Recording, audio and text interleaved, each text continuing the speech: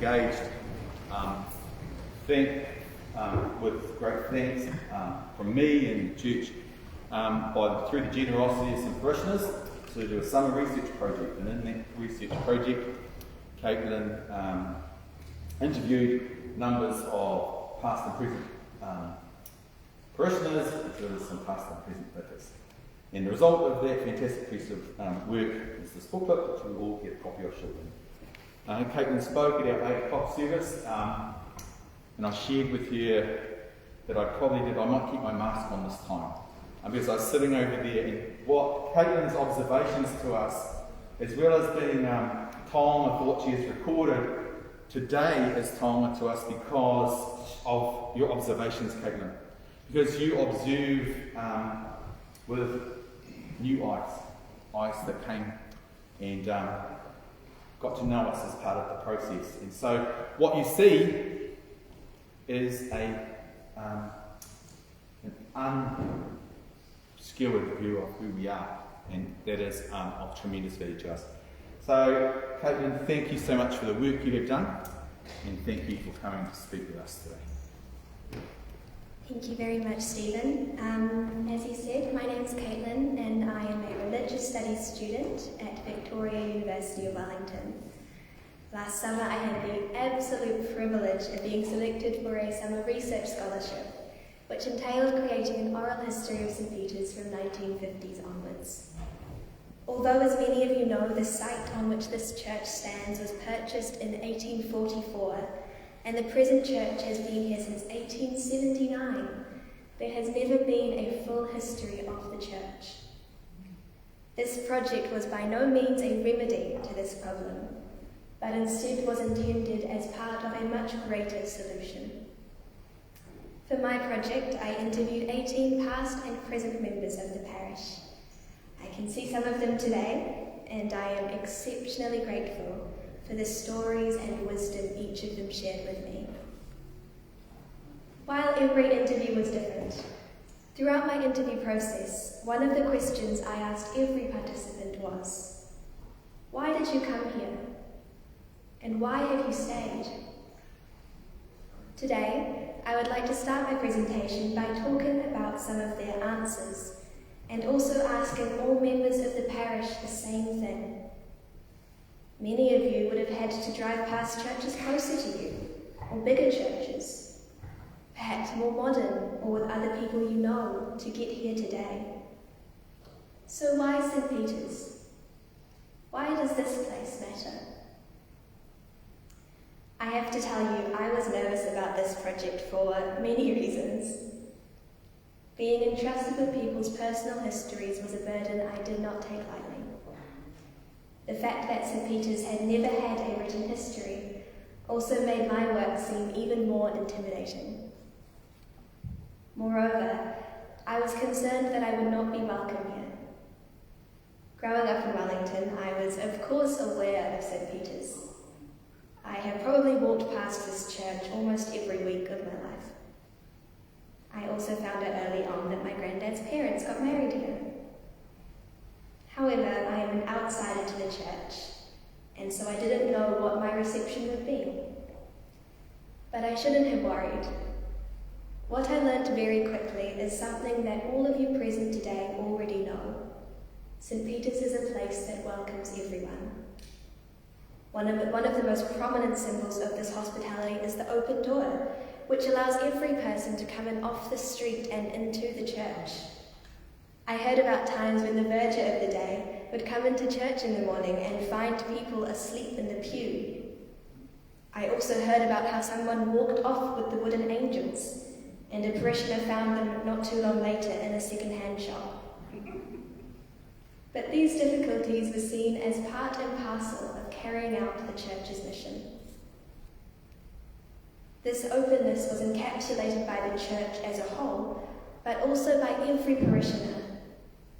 I heard countless stories of hospitality over the years, such as the Randersons' Christmas Eve at the vicarage, and the many parties hosted by the choir. This ethos extends to the present day, as I was welcomed into every home with cups of tea and open hearts. Today, I am very blessed to have had some of my loved ones come along to support me, and felt very fortunate to be able to tell them that I know for a fact they will be welcome here. This hospitality is one of the reasons I heard for why people came and then stayed here. This hospitality was also seen in the stories I heard about the inner city ministry. ICM, or now DCM, was founded in 1969 by a group of Wellington churches. The vicar of St. Peter's of the day, Reverend Wilson, was in many ways the spearhead of the ministry, and his assistant curate Bob Scott became director of ICM. ICM established many social justice and outreach programs, such as teaching English to refugees. A similar program run by St. Peter's was the Catacombs, a drop-in evening coffee bar in St. Peter's Hall. Many of the parishioners I spoke to volunteered at the Catacombs back in the day and have fantastic stories about their experience of hands-on ministry. Another project I heard about was St. Peter's Pantry, the first food bank in Wellington and possibly New Zealand, which was founded by Janet Brown while a parishioner at St. Peter's. This is all typical of the church, and led into another finding about why people stayed here, about St. Peter's social justice. St. Peter's has been part of many movements through the years. I heard about services that had to end bang on time so that parishioners could join in marches from Civic Square up to Parliament. I spoke earlier about how the open door brings people in, but a door goes both ways, and this outlook also took parishioners out into the world. The impact that this ethos had on parishioners shows in what they did afterwards. For example, I had the pleasure of speaking to Penny Jamieson, who was the first female bishop in New Zealand, and began her journey to ordination while a parishioner here. She told me that St. Peter's was inspirational and touched all sorts of nerves in her.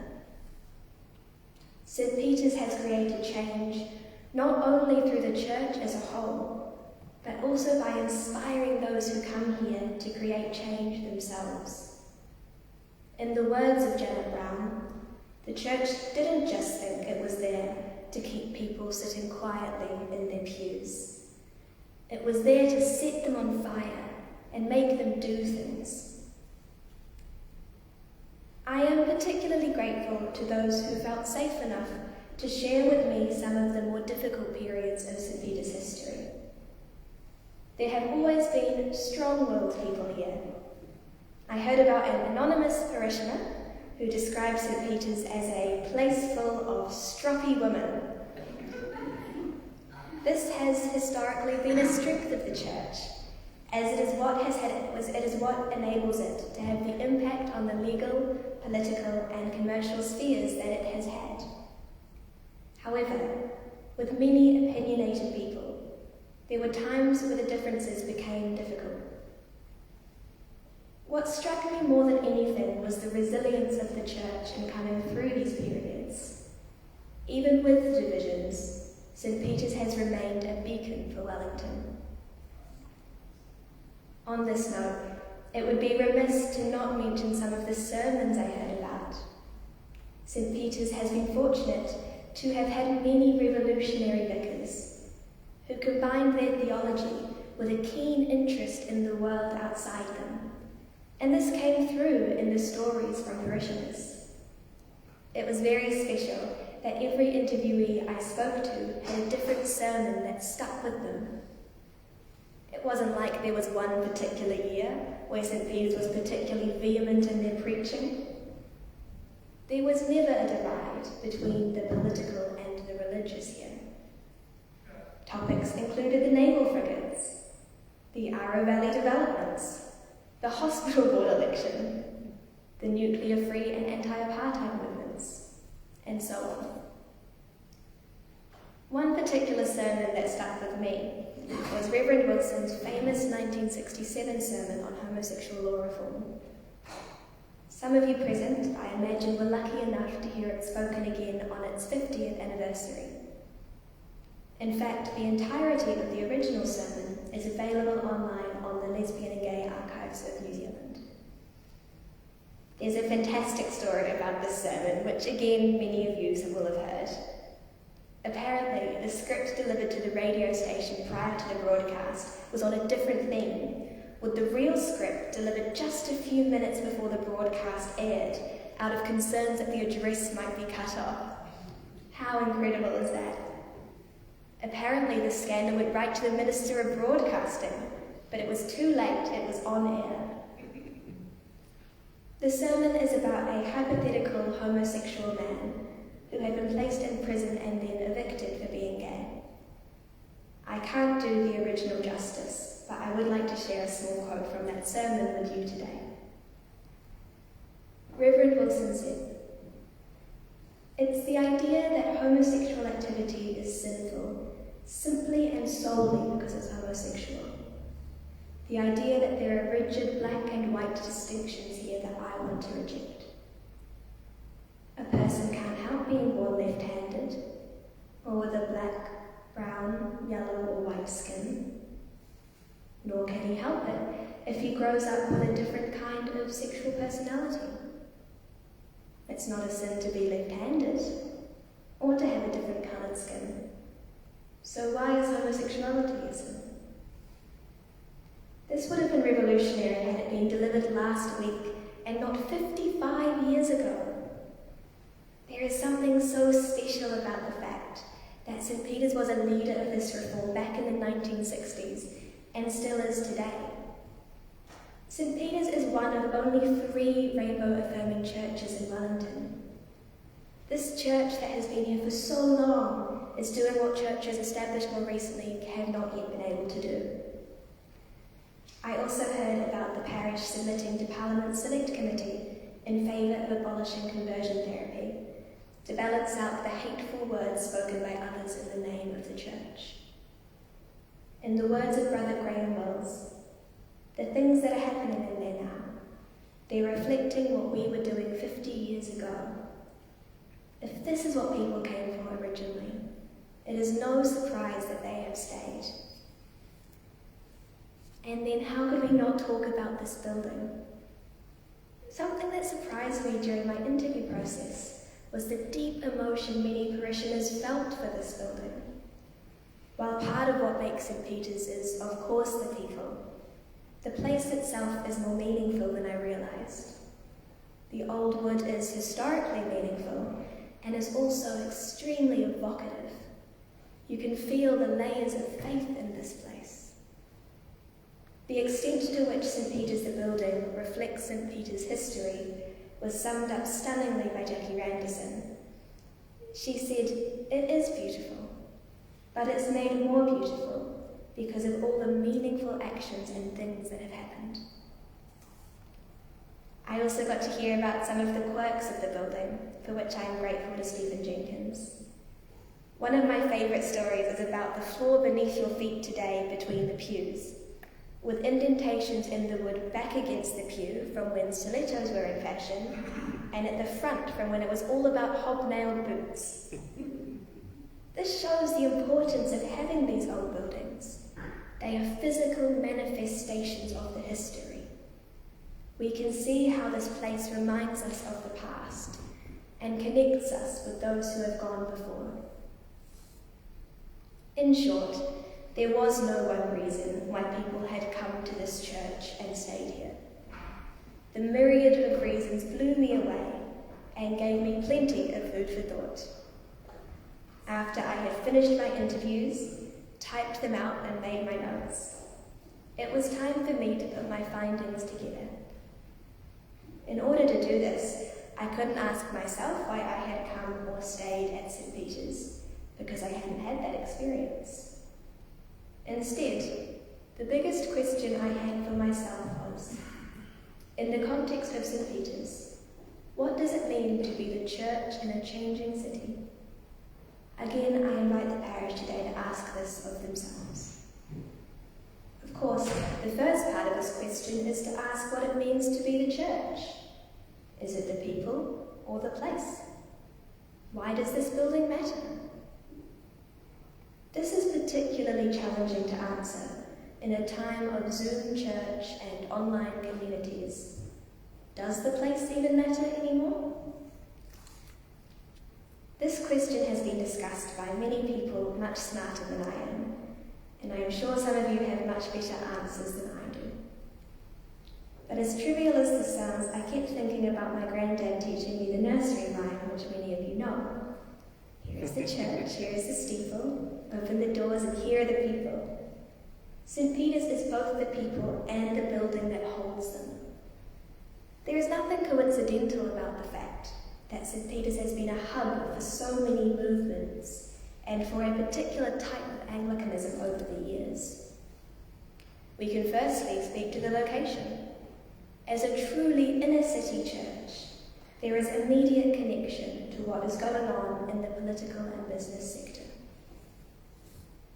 As for the building, it was harder to put my finger on why this place in particular matters. But I witnessed how talking about this building brought people to tears.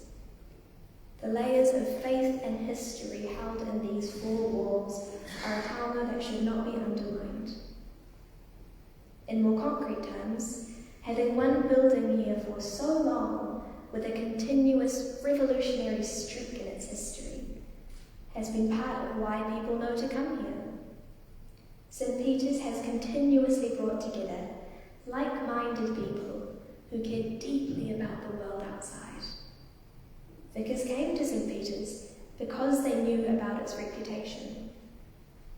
As part of my project, I had the privilege of interviewing 3 past vicars of St. Peter's, all of whom had heard about and were attracted by St. Peter's outward-looking theology.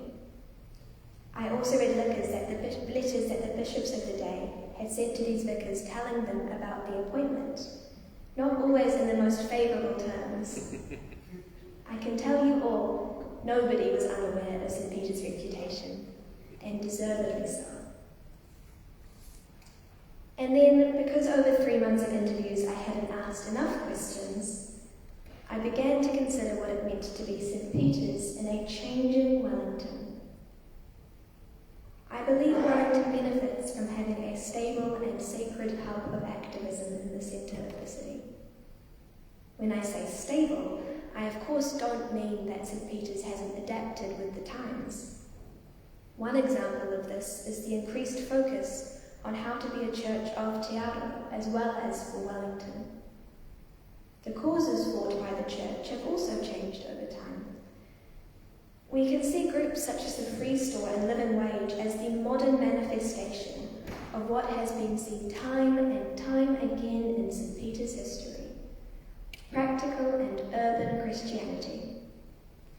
St. Peter's has changed as the city has changed, and we must hope that this will continue. With many churches closing and Christianity declining in numbers, you can't deny that St. Peter's is in a precarious position. Maybe I'm being optimistic, because I can't imagine the city I love the most without St. Peter's. But I believe the church is well set up to continue to adapt. Each new vicar, parish, and social context helps St. Peter's continue to evolve. This was noted by many of the interviewees, who spoke to the different feel of the church with each different vicar, and the different causes that were fought over time. However, what is stable about St. Peter's is the place and the ethos. In 2022, the elephant in the room is of course the continuing pandemic. There is an increasing divide between rich and poor, and there are more and more people living in the urban area surrounding the church. This leads to a shifting demographic and changing needs to be met. In the end, in an unstable time, Wellington needs a stable St. Peter's. The relevance of this project came not only in learning more about the church's past, but also in ensuring the city is aware of why it should remain. I've asked you all a lot of questions that I don't know the answer to today, and it's probably only fair if I answer one myself. So what did I learn in this process? I learned to listen to my elders. I was blown away by the breadth and depth of experience every single one of the interviewees shared with me. I learned how appearances are deceiving. Not only did some of the people who I spoke to surprise me with their stories, but this place itself surprised me. For a church that has been here for so long, St. Peter's is truly cutting edge. I learned about the importance of old buildings, how crucial it is to have these places of stability in a changing environment. And more than anything, I learned about how special St. Peter's is. I challenge those of you who come here regularly to think for yourself about the questions I grappled with throughout my project. Why did you come here initially? And why have you stayed? What does it mean to be the church in a changing city? I can tell you now there was nothing consistent about the answers the interviewees and myself came up with for these questions, but that in itself was an answer. St. Peter's has always meant different things to different people, and that is part of why it is so special. It encompasses difference, adapts to change, and welcomes all. My loved ones are probably very glad that they're not going to keep hearing me ramble on about all the interesting things I learned, but I will miss this project. With all the stories I heard, it seems more bizarre than ever that there has never been a published history of the church. I feel very lucky to have played a small role in the eventual result and have cherished the time spent here. When I say that I spent my summer in the Alexander Turnbull Library, in parishioners' houses, and at university frantically typing up transcripts, I hope it doesn't sound sarcastic when I say it was a summer I will always remember. Thank you to each of the interviewees for sharing your stories, to Jeff, Richard and Richard for the hours of your time, and to the church for allowing me to share some of my thoughts with you all today. Thank you.